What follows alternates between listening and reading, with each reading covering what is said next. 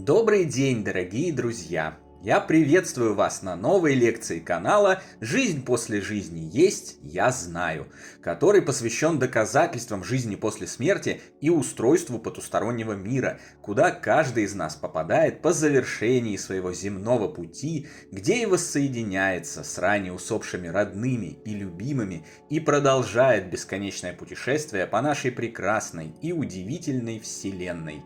Дополнительную интересную и полезную информацию за пределами лекций, ответы на ваши вопросы о жизни после смерти, мини-влоги о моей жизни и даже приятное и позитивное общение в чате вы найдете в нашем телеграм-канале. Ссылка на него в описании видео и на экране.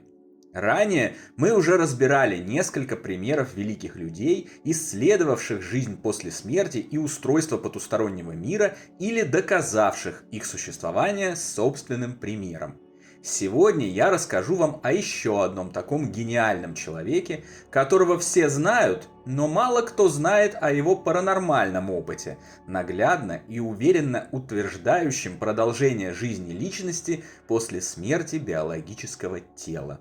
Везде исследуйте всечасно, что есть велико и прекрасно. Это слова Михаила Васильевича Ломоносова, который был не только поистине великим и гениальным человеком, он был еще и универсальным гением, или тем, чьи интересы, работа и интеллектуальные способности не ограничиваются одной областью деятельности, или, как это корректно называется, полиматом. Это был наш Леонардо да Винчи.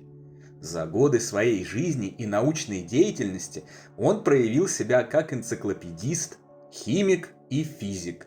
Вошел в историю как первый химик, который дал физической химии определение, весьма близкое к современному, и предначертал обширную программу физико-химических исследований. Его молекулярно-кинетическая теория тепла во многом предвосхитила современное представление о строении материи и многие фундаментальные законы, в числе которых одно из начал термодинамики. Ломоносов является основоположником научного мореплавания, а еще он заложил основы науки о стекле. Помимо этого он еще и астроном, открыл наличие атмосферы у планеты Венера. Приборостроитель, географ, металлург, геолог. Он же великий реформатор русского языка, художник, генеалог, не путать с гинекологом, историограф, поборник развития отечественных наук, экономики, образования. Разработал проект Московского университета, впоследствии названного в его честь. Профессор химии, действительный член Санкт-Петербургской императорской академии наук и почетный член Королевской, Шведской и Болонской академии наук. Заслуги Ломоносова, его достижения и его авторитет настолько велики и безусловны, что обладают иммунитетом от любой лжи. Они не поддаются никаким манипуляциям, попыткам отыскать грязное белье, обвинениям в экспрессии и сумасшествии. Поскольку физическая его жизнь была достаточно коротка, не успел он дожить и до старческого маразма, которым скептики любят объяснять распространенную среди великих людей уверенность в жизни после жизни. Если выбирать, к кому прислушиваться в поиске истины в том или ином вопросе, к Васе с 5-го этажа, который с трудом закончил ПТУ, но имеет на все свое авторитетное мнение, или к гению калибра Ломоносова, каков будет логичный выбор?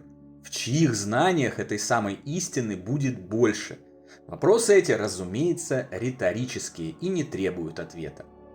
Доказательства продолжения жизни после смерти физического тела и независимости духа от биологического тела, исходящие от Михаила Ломоносова, сокрыты под огромным массивом сведений о его научных достижениях жизни и быта. Но они есть, и если копнуть глубже, внимательно и скрупулезно изучать архивы, можно обнаружить очень интересный факт, задокументированный и подтвержденный современниками Ломоносова, наглядно доказывающий, что великий ученый как минимум один раз столкнулся с духовным миром и получил уверенные доказательства его существования.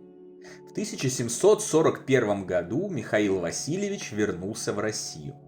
Во время этого нелегкого возвращения морем он вспоминал отца, с которым простился 11 лет назад и с тех пор ни разу не поговорил с ним, не увиделся и даже не знал, как родитель жил все эти годы. В одну из ночей его морского путешествия ему приснился сон, в котором он увидел отца мертвым, выброшенным на берег некоего необитаемого острова после кораблекрушения.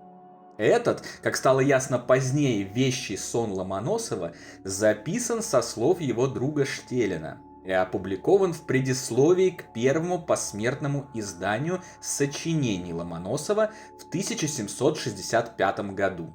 На возвратном пути морем в Отечество единожды приснилось ему, что видит выброшенного по разбитии корабля отца своего на необитаемый остров в ледовитом море, к которому в молодости своей бывал некогда с ним принесен бурею.